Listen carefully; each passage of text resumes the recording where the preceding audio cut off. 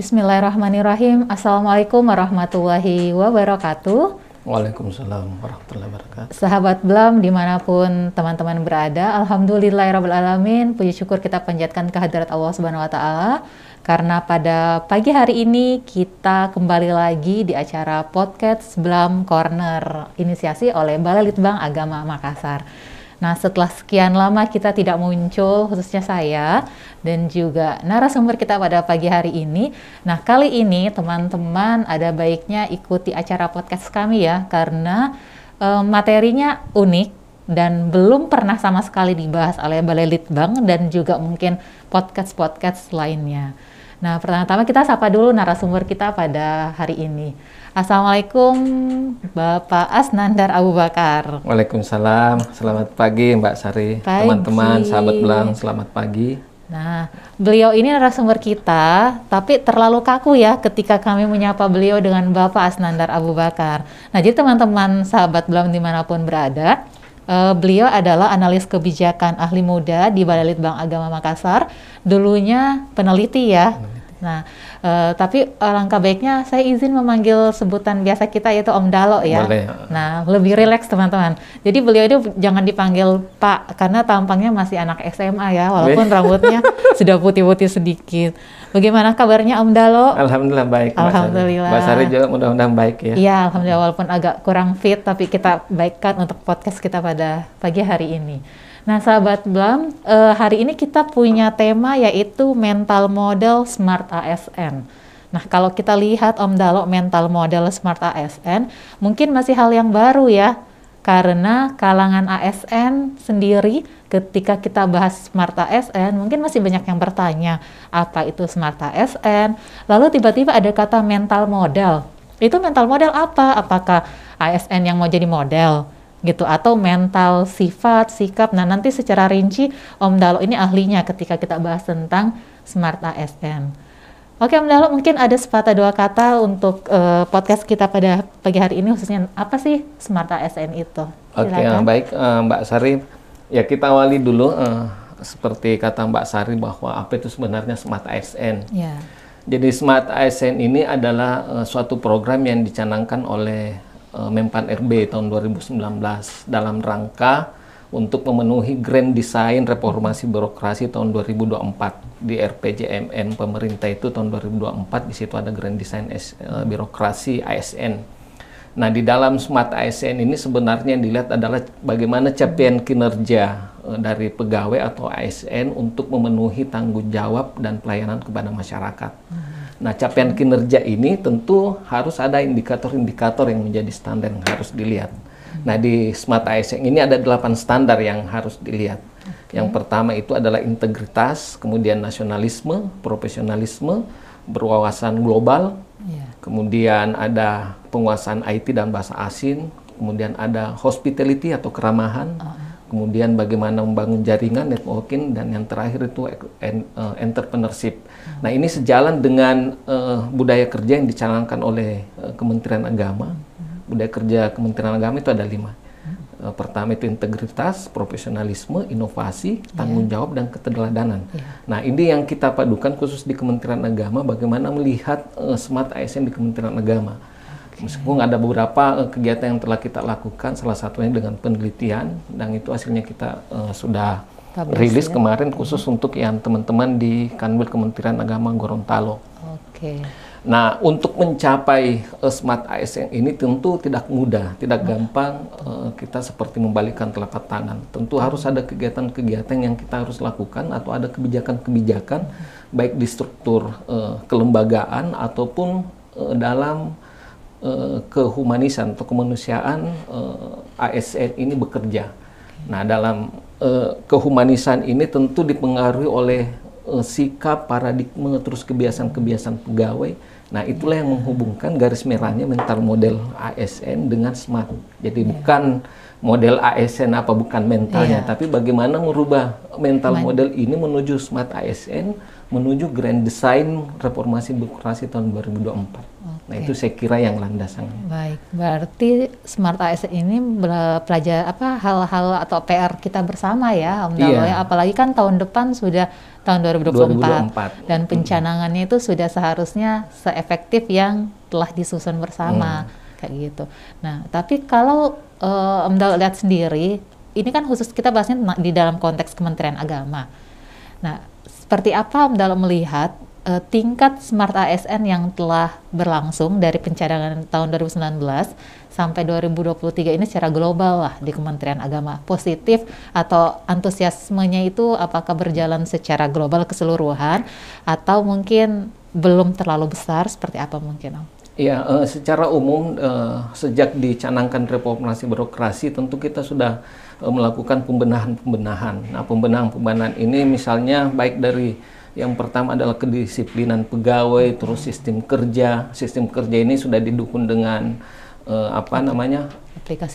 aplikasi-aplikasi menyesuaikan dengan kemajuan teknologi, globalisasi yang ada sekarang. Nah, sistem kerja kita kan sudah mulai bergeser dari tadinya agak konvensional menuju ke era kontemporer, sekarang era digital. Nah, ini yang sedikit membuat sistem kerja di lingkungan kita secara kelembagaan itu sedikit berubah. Jadi ada pergeseran. Nah, di pergeseran ini tentu ada hal-hal juga yang berubah. Jadi selain sistem kerja, tentu kebiasaan-kebiasaan kita, paradigma sebagai ASN itu juga mulai berubah.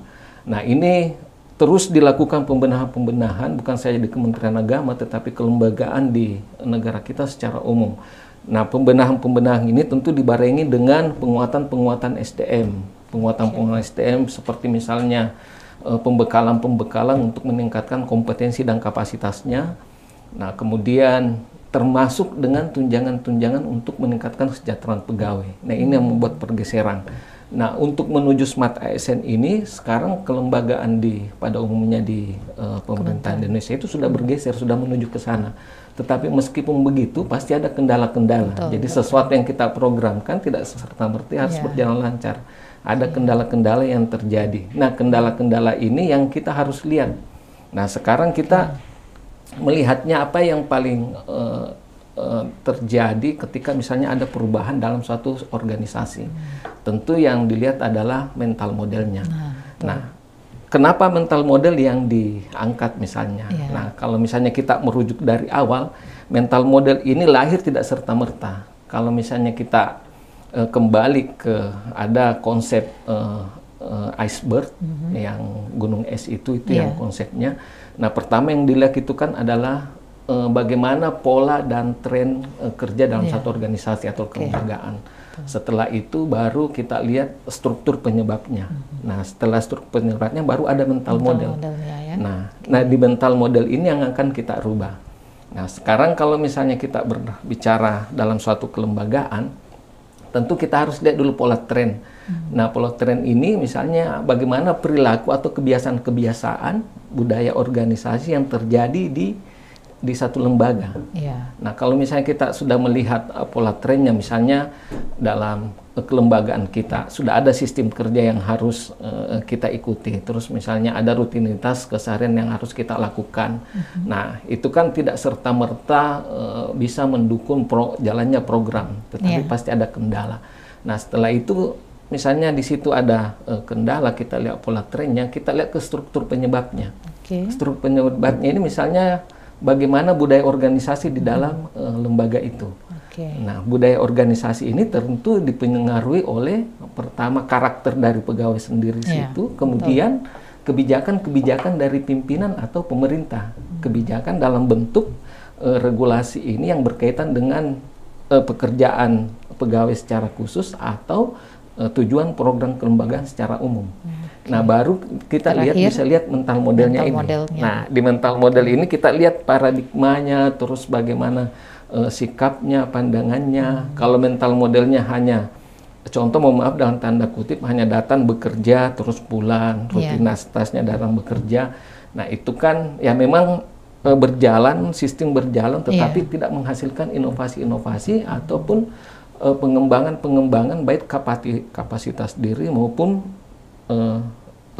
kapasitas maupun kompetensinya menuju kerja yang efektif dan komprehensif.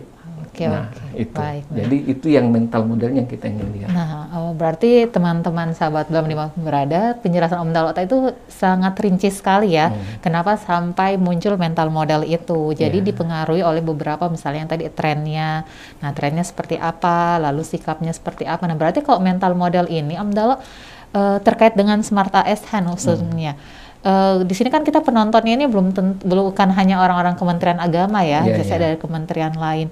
Nah, berarti apakah yang pertama kali harus diubah itu mental model individunya, ataukah organisasinya? Nah, atau malah harus terjadi sinkronisasi antara kedua belah pihak ini? Nah, ini menarik, ini pertanyaan menarik. Tentu merubah mental model ini betul. Jadi tidak serta-merta kita harus yang seperti saya katakan tadi, seperti membalikkan telapak tangan. Jadi yang pertama memang betul, kita harus tidak hanya melihat satu sisi saja, misalnya sisi ke dalam aspek pegawainya, tetapi secara umum juga di organisasi.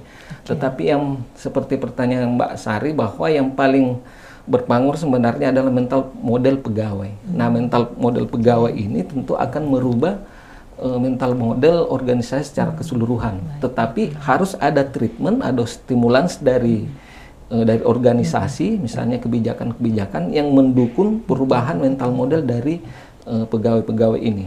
Nah, apa mental model yang sangat berpengaruh untuk melihat berhasil tidaknya mencapai tujuan kelembagaan?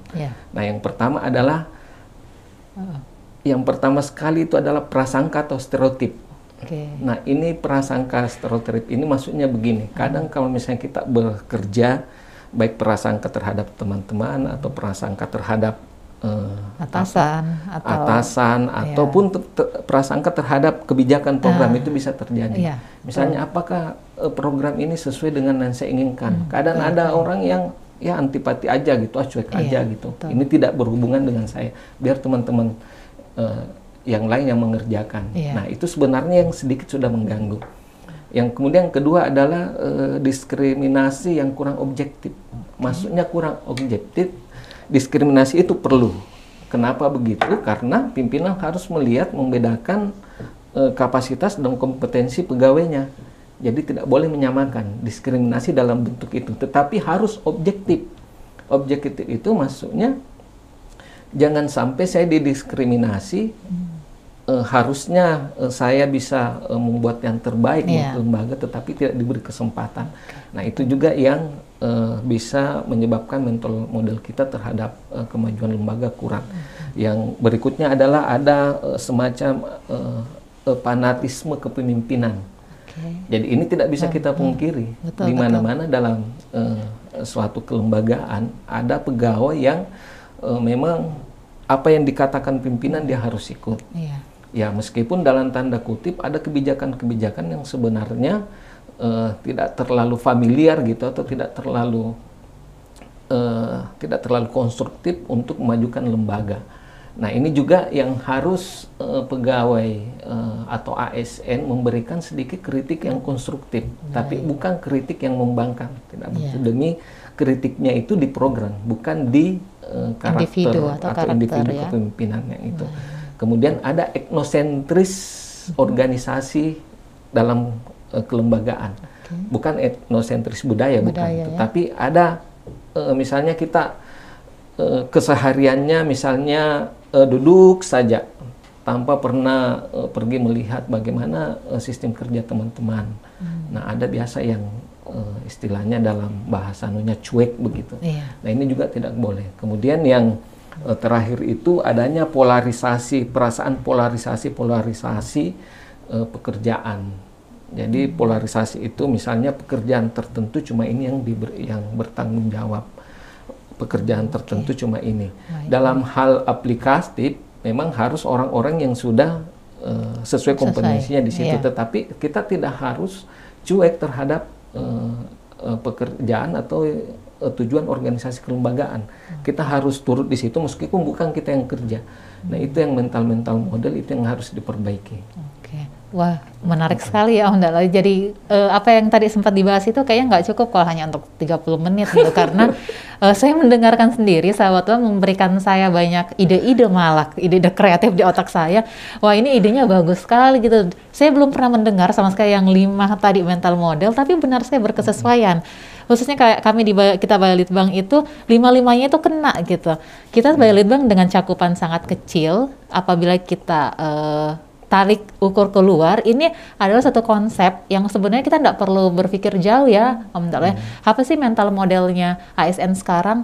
Nah 5-5-nya itu akan menjawab gitu. Jadi semua teman-teman yang mungkin sempat nonton podcast kita ini, kalau memang mau dikembangkan lagi, ini sangat aplikatif sekali dan kita mungkin akan menerima ya Om Dalal, kalau misalnya ada kementerian lain atau tempat lain mau membahas secara khusus gitu ya terkait mental model Smart ASN ini. Karena tatarannya, tapi gimana Om Dalal? Tataran teoritis tersebut sebenarnya bagaimana Om Dalal lihat sendiri, yakin tidak ketika teoritis itu tadi kita aplikatifkan di jajaran ASN? Nah, ya oke, baik. Nah, sekarang kalau misalnya kita sudah mendapatkan mental modelnya, nah sekarang kita kan harus rubah. Ya, nah, benar. di harus rubah itu, nah ada prosesnya. Nah, kalau misalnya kita mengikuti konsep proses, yang pertama dilakukan adalah rethinking. Rethinking itu kita berpikir ulang, kemudian kita mendesain ulang, kemudian kita reframing, kita menggambarkan ulang, kemudian reacting. Jadi melakukan ulang. Nah, apa yang rethinking apa yang kita harus ubah di dalam rangka membuat mental model ini menjadi lebih baik. Jadi yang pertama dulu itu rethinking itu memberikan gambaran kerja yang jelas. Yang pertama itu ada gambaran kerja yang jelas. Terus yang kedua ada jaminan pekerjaan bahwa pekerjaan ini akan menghasilkan suatu inovasi atau suatu tujuan kelembagaan yang jelas. Jadi contohnya misalnya kalau kita sudah membuat suatu program ini harus dilakukan. Nah, apakah program ini bermanfaat bagi masyarakat atau tidak? Kenapa begitu? Karena kalau misalnya kita bekerja, kemudian tujuan kita tercapai, kan ada perasaan yang bagus. Nah, jadi ada kejelasan pekerjaan. Yang kedua kemudian merubah paradigma untuk membangun komunikasi yang lebih bagus. Jadi kita harus dalam organisasi membangun komunikasi. Nah, komunikasi ini maksudnya adalah untuk menampung semua permasalahan ataupun informasi-informasi kontemporer terkait dengan jalannya kelembagaan. Jadi kalau misalnya tanpa komunikasi, misalnya saya dan Mbak Sari bekerja, terus Mbak Sari bekerja sendiri, saya bekerja sendiri, saya tidak tahu pekerjaan Mbak Sari apa. Ya, apakah misalnya Mbak Sari membuat pocket sendiri kah, atau misalnya ada yang diselesaikan sendiri, nah kan kita tidak tahu. Nah, coba kalau misalnya kita komunikasi, oh ternyata ada yang harus kita selesaikan ini karena program kelembagaan kita ini. Nah, itu yang kedua. Kemudian setelah itu kita harus setelah rethinking kita harus redesign, jadi mendesain ulang.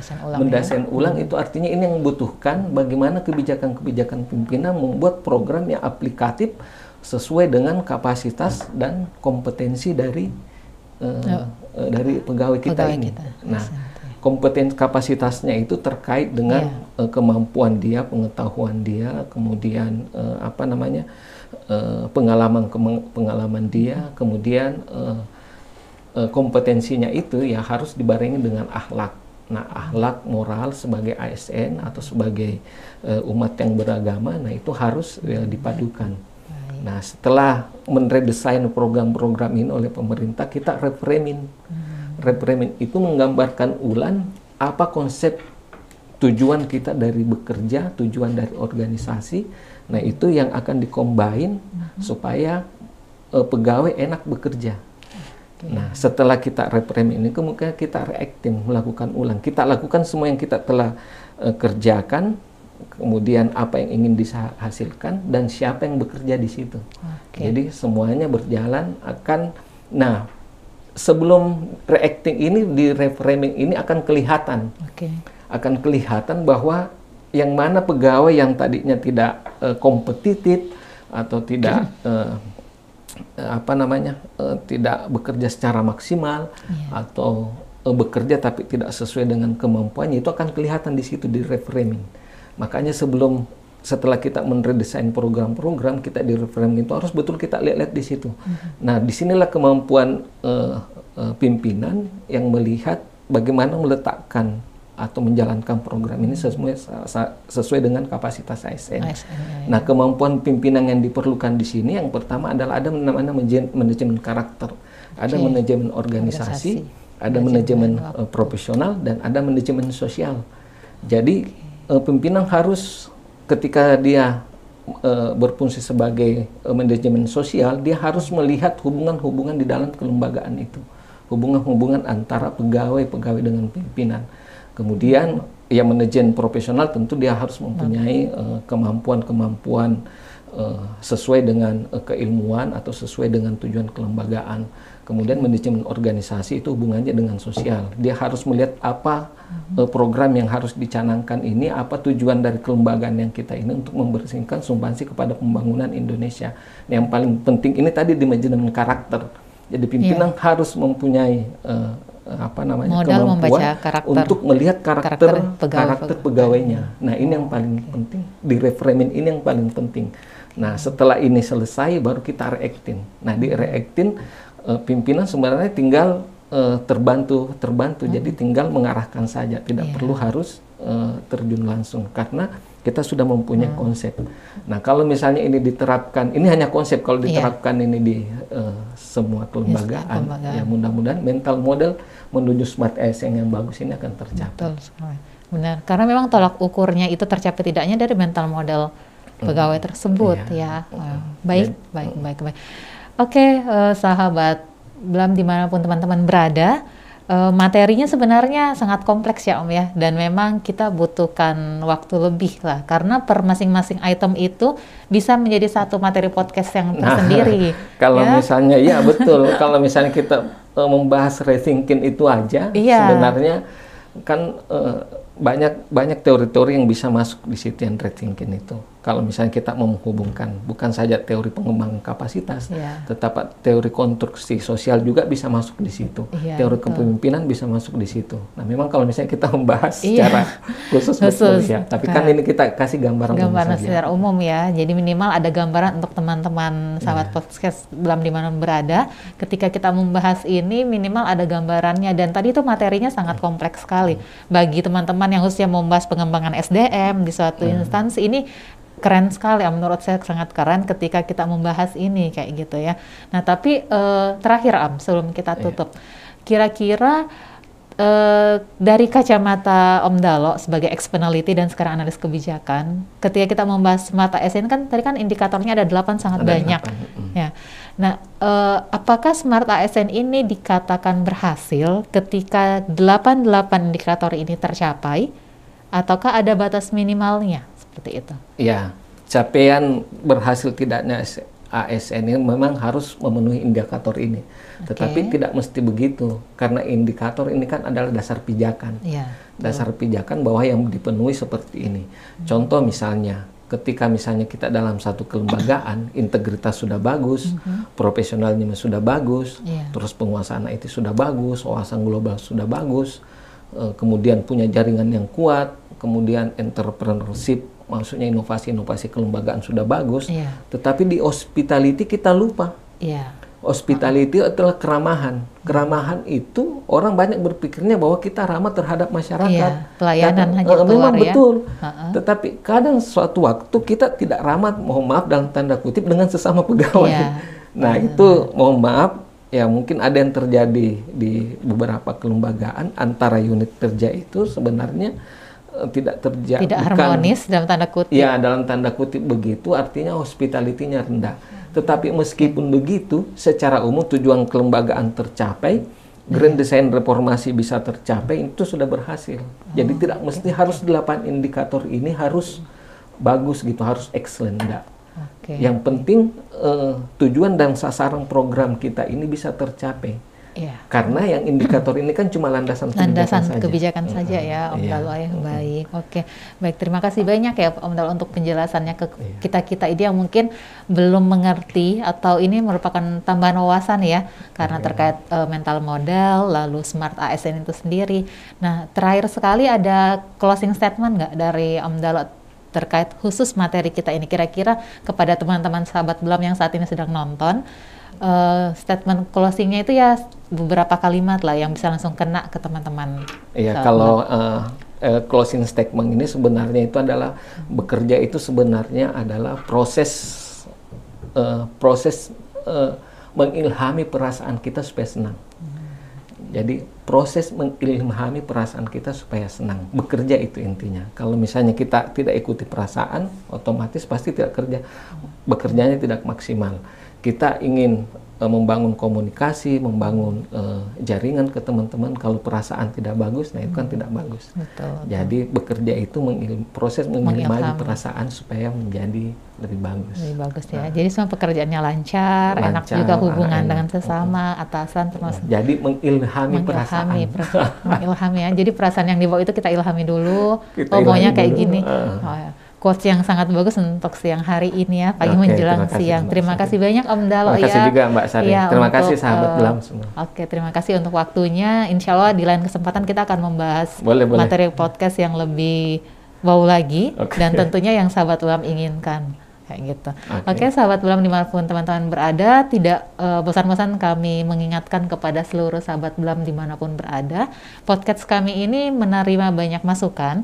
Jadi kalau misalnya teman-teman lagi nonton tiba-tiba pingin membahas apa gitu, nah silakan saja kirim DM atau di YouTube-nya kita langsung berkomentar. Nah insya Allah pasti tim akan melihat dan akan memberikan masukan untuk memberikan kira-kira materi-materi apa lagi yang akan kita up di podcast ini, kayak gitu. Terima kasih untuk waktunya Om Dalo, sehat selalu dan kita ketemu di podcast yang berikutnya insya Allah dalam waktu yang lebih sehat lagi. Baik, teman-teman sahabat Belam dimanapun berada, jangan lupa ya untuk mensubscribe media sosial kita. Nah bisa lihat di tayangan YouTube ini dari Instagram ada, Facebook ada, Twitter juga ada, begitupun dengan YouTube dan tentu websitenya kami. Terima kasih untuk waktu dari teman-teman untuk menyaksikan podcast ini. Jika bermanfaat bagi teman-teman, tolong disebarkan. Namun jangan lupa untuk terus menyaksikan podcast kita yang diinisiasi oleh Balitbang Agama Makassar. Kurang dan lebihnya kami mohon maaf. Salam sehat. Wassalamualaikum warahmatullahi wabarakatuh. Waalaikumsalam warahmatullahi wabarakatuh.